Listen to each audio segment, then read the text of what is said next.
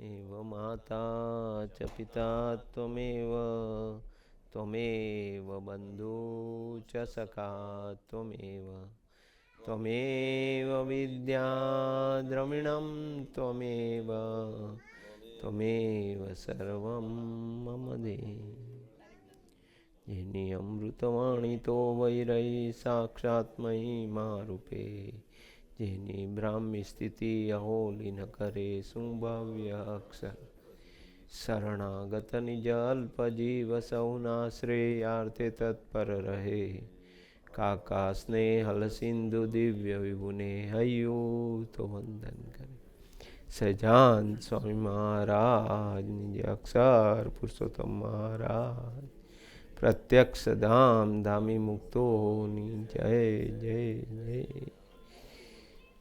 प्रगट ब्रह्म स्वरूप काकाजी महाराज पप्पाजी महाराज बंधु बेलड़ी शताब्दी महोत्सवनी जय। प्रगट ब्रह्म स्वरूप हरिप्रसाद स्वामी महाराज आत्मीय युवा महोत्सवनी संत भगवंत साहेब जी महाराज अमृत महापर्वनी जय जय जय। आज के आनंद की जय।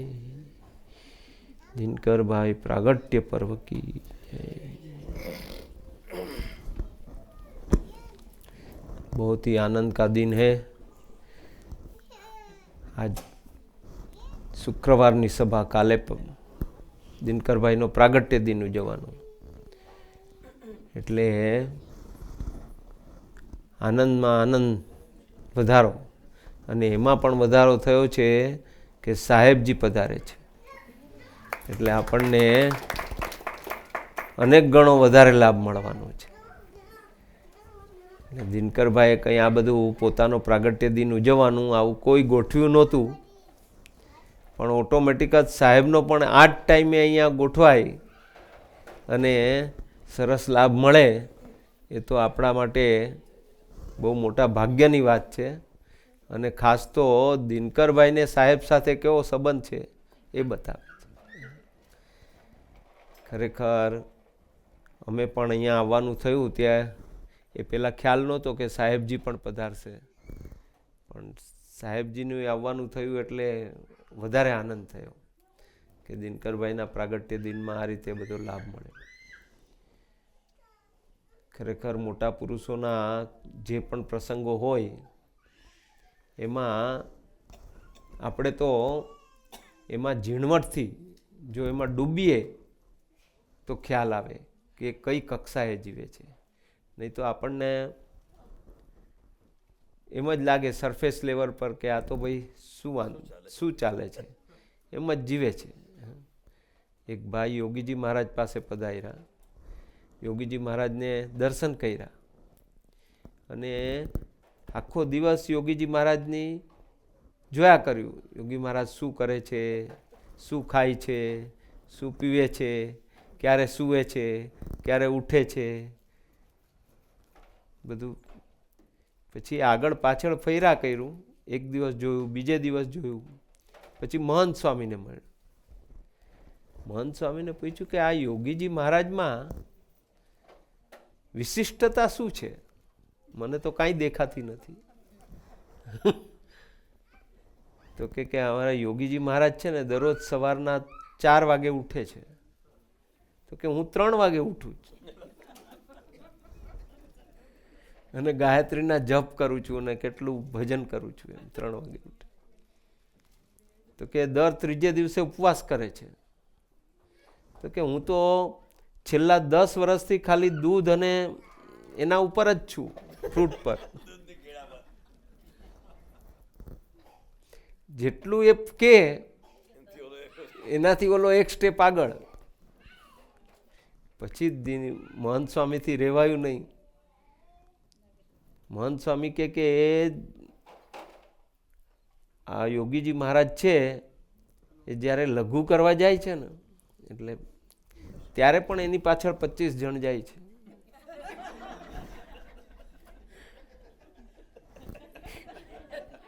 એટલે પછી ઓલો કે મને એ જ સમજાતું નથી કે મારી બાજુ હું આ બધું કરું છું તો કોઈ નથી, અને આ યોગીજી મહારાજ કાંઈ નથી કરતા, મારી જેમ જ છે, એનાથી હું વિશેષ કરું છું. પછી સમજાયું કે એણે ભગવાન રાખ્યા છે, એણે શાસ્ત્રીજી મહારાજને રાજી કર્યા છે, અને શાસ્ત્રીજી મહારાજની એમના ઉપર વિશિષ્ટ કૃપા થઈ છે, એટલા માટે એમની પાછળ બધા ફરે છે. તો ખરેખર તો એ દિનકરભાઈ છે, ભગવાન રાખેલા પુરુષ છે. અમે ત્યાં તારદેવ રહેતા તો કાકાજી ઘણીવાર અમને કહેતા કે તમે મારી નજીક બેઠા છો અને દિનકરભાઈ 10,000 માઇલ દૂર છે તો પણ એ નજીક છે, એ મારા હૃદયમાં છે અને તમે દૂર છો. એટલે કહેવાનો મતલબ એ જ છે કે આ પુરુષોએ ભગવાન રાખ્યા છે, અને એટલે આજે આપણે આટલા આનંદપૂર્વક એમનો પ્રાગટ્ય દિન આટલી ભાવનાથી ઉજવીએ છીએ. અને સાચા અર્થમાં ખરેખર એ જ છે કે ભગવાનને ભાવ પહોંચે છે. આ પુરુષોને ભાવ, જેમ હમણાં વાત કરી ને, કોણે વાત કરી? જયમલજી ને હમણે પણ વાત કરી રતિમા સાહેબ, કે ભાવ ઇમ્પોર્ટન્ટ છે. તમે કયા ભાવથી ભગવાનને ભજો છો. આજે ખરેખર સાચા હૃદયની ભાવના હશે, જેમ વસીભાઈએ કહ્યું, અમારો તો આવવાનો પ્રોગ્રામ નહોતો પણ આ પ્રોગ્રામ થઈ ગયો, કે આ ભાવ. એટલે કાકાજી એકવાર લખ્યું કે ભાવનાને હાથ પગ આવે છે. તો કાકાજી એક પત્રમાં એવું લખેલું કે ભાવનાને પાંખો આવે છે. તો કે આ હાથ પગ આવે છે કીધું, અને પાછું હવે કે છે પાંખો આવે છે, એટલે શું? એમ ભાવનાને હાથ પગ આવે એ તો સાંભળ્યું, ભાવનાને પાંખો આવે એ શું? તો કે એ પાંખો આવે એટલે એમ કે આપણી જે પ્રગટ ભગવાન મળ્યા છે અને એમની જે ભાવ, એમની સાથેનો જે સંબંધ છે, એને લીધે જે આપણે અંતરમાં ભાવ જાગે છે, એ પાંખો જેટલો એનો હવાઈ ઉડાન થાય છે એનાથી. તો આપણે ખરેખર એ માટે ફાવી ગયા છીએ કે આપણને એવા પ્રગટ સત્પુરુષ, એનો જોગ થયો છે અને એમની સાથે એવા ભાવથી જોડાયા છે.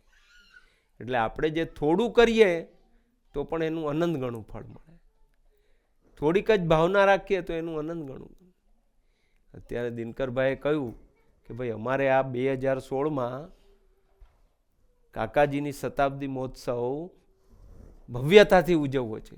ત્યાં આગળ જેવી રીતે પેરિસમાં ઉજવાયો એમ અહીંયા પણ ઉજવવો છે.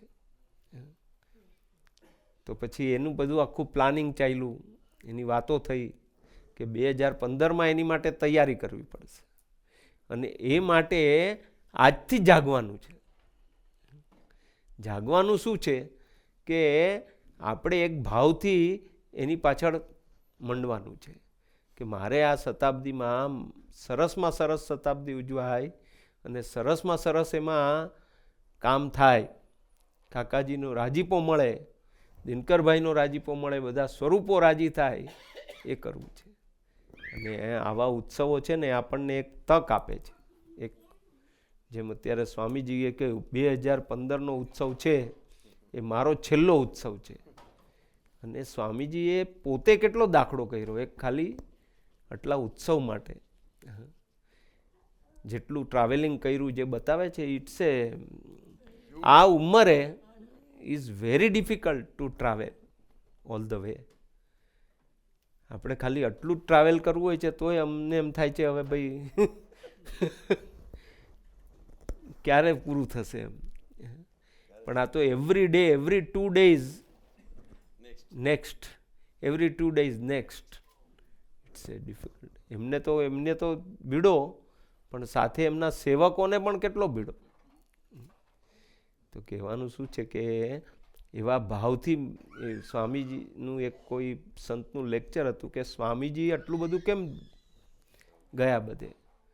તો કે સ્વામીજી એટલે ગયા કે જ્યારે આપણે ઘરે લગ્ન હોય, સર્વમંગલ સ્વામી એમણે પ્રવચન, બહુ સરસ પ્રવચન કર્યું કે ભાઈ એમ કોઈને આપણે ત્યાં લગ્ન હોય તો આપણે ઘણાને પત્રિકા પોસ્ટ કરીએ, ઘણાને આપણા કોઈ સગાવાલા હોય એને કહીએ કે આપણા જે ઘરના એને આપી આવે, પણ ઘણા એવા અંગત હોય કે એને આપણે પોતે જ એને આપવા જઈએ.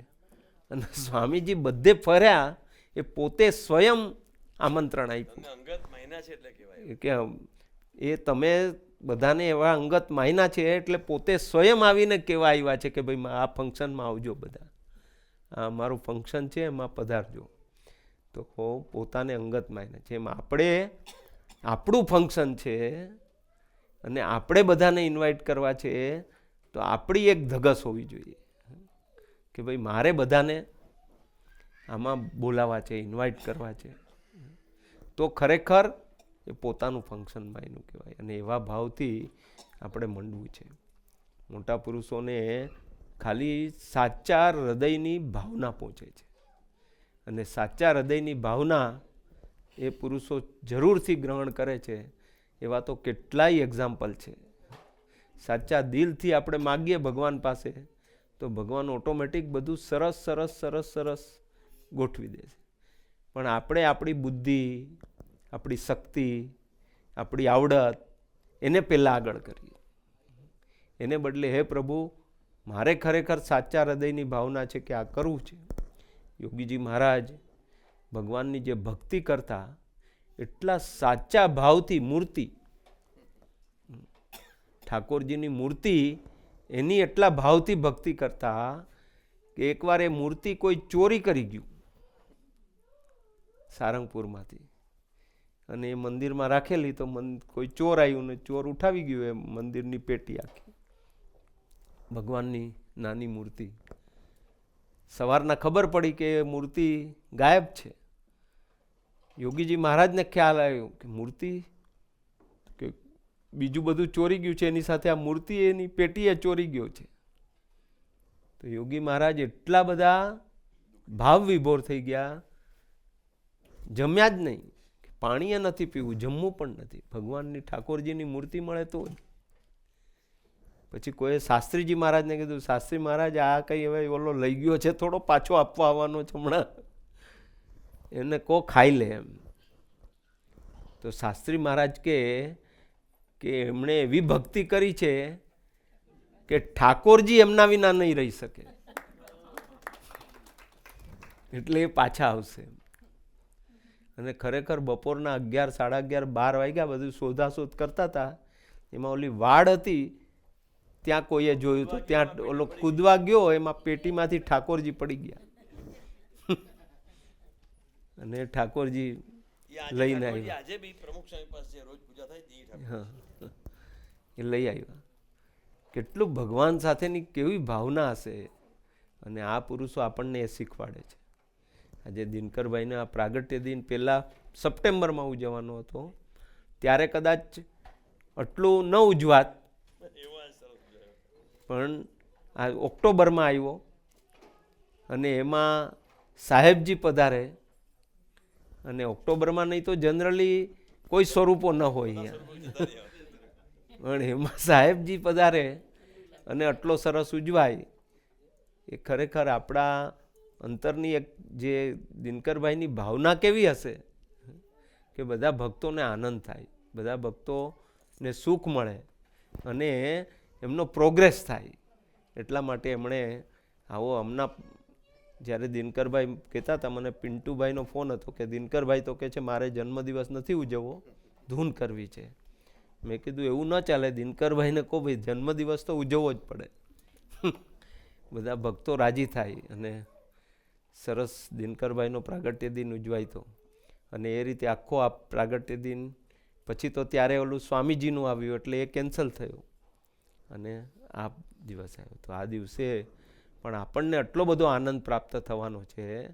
તો આપણે એમાંથી એમના જીવનને જે હમણે કેવી રીતે નિહાળીને બધી વાતો કરી એવું જીવનને નિહાળીએ અને એવા પ્રસંગોને આપણા ઇદમ બનાવી દઈએ જે પણ સાંભળીએ એને.